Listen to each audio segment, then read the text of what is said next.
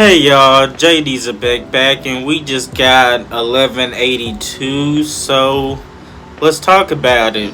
Loki's having a tough time locating Emu since he's so massive. I'm very curious how big he is in his hybrid form, because I don't think it should be as big as the Nidhogg form. It should be a little bit in the middle between his normal form and his Nidhogg form, so maybe we'll see. Emu is still smiling from ear to ear, and he even calls Nidhogg a traitor from back in the old worlds. He even acknowledges Ragnar as being nostalgic. Loki and Ragnar launch a double attack. Ragnar 5 arrows, and Emu summons his sash from above. He then launches a Nova Eclipse at Loki and Ragnar, and it causes massive explosions around the battlefield. As Bonnie is observing the battle from afar, Lilith has made it her duty to keep a lookout for Bonnie. Lilith also wonders who this new foe is, because they clearly outrank the Gods Knights, but they're not one of the 5 elders. Lilith also says that an 8th century old organization should have dark shadows from having such a power struggle in the past. Sanji is with Lilith and Bonnie, and he's able to regain consciousness. He gets up and he remembers what Killingham said as he went to go fulfill his mission. So it seems like Sanji is gonna go one-on-one with Killingham, so that should be a very interesting fight to see. At the library, Saul and Robin have located Biblo. He was underground with all the books intact. Summers, Super Summers, summons a huge giant ship. The plan is still to kidnap the kids. I thought we were done with making the kids hostages, but I guess since the God Knights don't have anything else to do while Emu is occupied, they need some sort of mission, so why not just go back to the original? At the West Village, Chopper has tended to Gerd's fingers, and as well as other giants that we injured.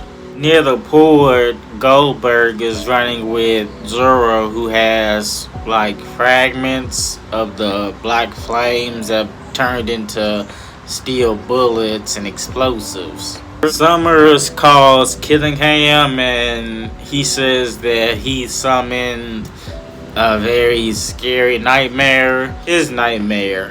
And the idea of Killingham's nightmare even terrifies Summers, so you know it's something insane. Rainfall begins, and a big gulf of water comes into the West Village Tavern and just takes the kids. And this is revealed to be the rain god Zaza. Now, this isn't the first time we've heard of the rain god. It was first mentioned back in Skypiea, but even more recently on the mural it was referenced with drops of rain at the top during the Third World. I'm very curious as to why the god of rain is such a terrifying figure to even the Gods Knights. But regardless, I love the design of Zaza. It's very eerie and disturbing. It just seems like the perfect foil for our group. And it seems like Sanji and Zoro was able to meet while they were on their way to opposite ways. So they were able to tell each other, hey, let's not make the same mistake twice. So it seems like they're gonna be going up against the God's Knights, with Sanji going against Killingham and Zoro going against Summers, especially in their super forms. It should be a very interesting battle for both of them. No sign of Luffy this chapter, so he's probably doing the same thing he was last chapter, and hopefully in the next couple of chapters he's on his way to the battlefield to help Loki and Ragnar. I doubt it, but I kind of wish we saw Summers' nightmare just to see what he's afraid of and what kind of nightmare that could entail. But I am glad that Sanji and Zoro get the chance to redeem themselves and get massive W's, because going against Super Guys Knights should be no small feat, so it should be very interesting how they handle it. And as for the Zaza, maybe Jinbei.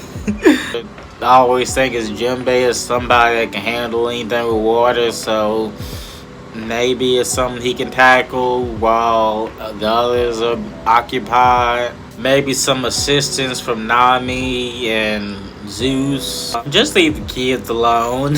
Like, they've been through a very terrible day. So them experiencing even more hardships, I feel for them, especially my baby girl Rania. But y'all let me know, what did you think of 1182? How you feel about the Zaza, God of Rain? How you feel about Sanji and Zoro going up against the God's Knights? How you feel about the Nidhogg being a traitor to Emu in the past? Let me know in the comments, and I'll catch y'all later.